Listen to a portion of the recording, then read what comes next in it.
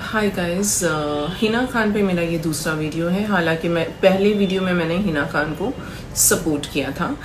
जिस वक्त लोग ये कह रहे थे कि हिना एक कैंसर को यूज़ कर रही है, नौटंकी कर रही है, क्योंकि उससे कुछ दिनों पहले एक देवी जी हैं जिन्हें सर्विकल कैंसर हुआ हमारी फिल्म इंडस्ट्री की, और सर्विकल कैंसर हुआ, उनकी डेथ हो गई एक दिन में और वो वापस प्रकट हो गई। तो लोग ऑलरेडी तैयार थे कि अब कैंसर को बहुत ही अच्छी तरह से पब्लिसिटी बनाने के लिए यूज़ किया जाएगा, और वो किया गया। हिना खान ने उसे पूरी तरह यूज़ किया। ऐसा नहीं है कि मैं किसी को हर्ट करना चाह रही हूँ।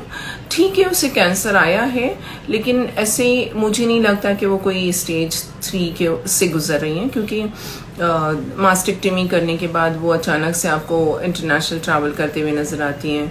फिर वो आपको कीमोथेरेपी के बाद में बड़ी होटल्स में खाना खाती हुई नज़र आती हैं। आप सभी को पता है कि सेट रूल्स होते हैं हर एक कैंसर पेशेंट के लिए, और कीमोथेरेपी के बाद हमें टेट्रा पैक का जूस पीना है जो बाहर मशीन में बनता है। हम वो जूस भी नहीं पीते। घर में पका हुआ खाना अगर हमने 2-3-4 घंटे के लिए रेफ्रिजरेटर में रख दिया तो हम वो भी नहीं खा सकते।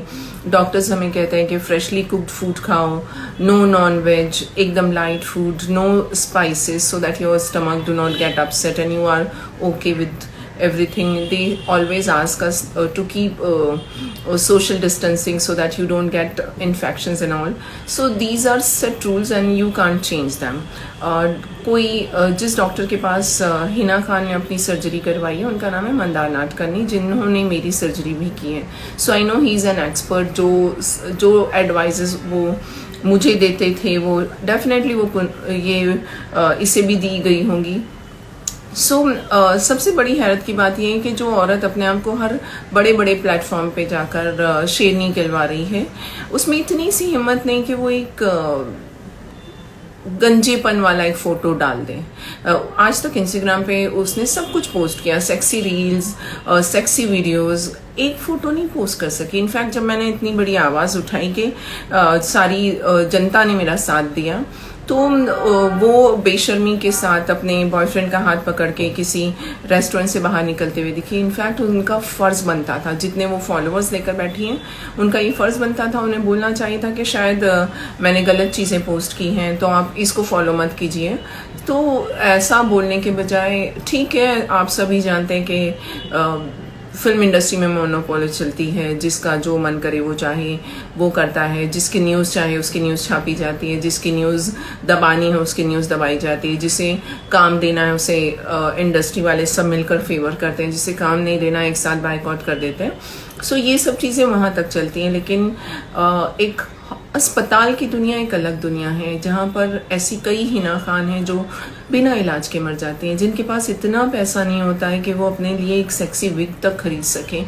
तो उनके लिए आप क्या कर रही हो? क्या आप उनके लिए इस गंजेपन को नॉर्मलाइज कर सकती हो? मैंने गालियाँ खाई है, मैंने अपनी बिल्डिंग में अपने आप को गंजा घूम के मैंने अपने आप पर हंसते हुए लोगों को देखा है।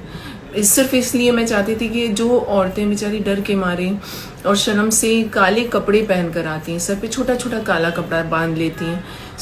और एक तो कैंसर होता है, ऊपर से डिप्रेशन होता है, पूरी दुनिया ये बोल रही होती है कि आपके तो बुरे कर्म थे, आपको कैंसर आ गया।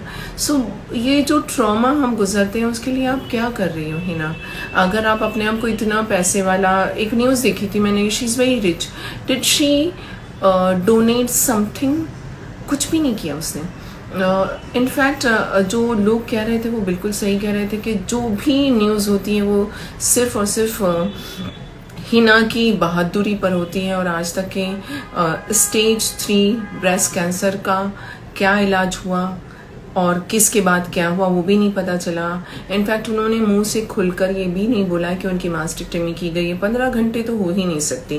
जो डॉक्टर स्टेज 4 जो मेरा रहा है, मेरी सर्जरी, हालांकि मुझे रेस्पिरेटरी इन्फेक्शन हो गया था उस वक्त, इतनी सोशल डिस्टेंसिंग के बावजूद कि मेरी सर्जरी पोस्टपोन करनी पड़ी, उसके बावजूद उन्होंने मेरी सर्जरी 8 घंटे में फिनिश की, 8 से 10 घंटे में। Hina Khan was quite healthy. ऐसा कुछ हुआ था या नहीं हुआ उनको बताना चाहिए ना, अगर ऐसा है तो। फिर भी I can not doubt doctor Mandar Nadkarni, he is an expert. वो किसी की सर्जरी के लिए 15 घंटे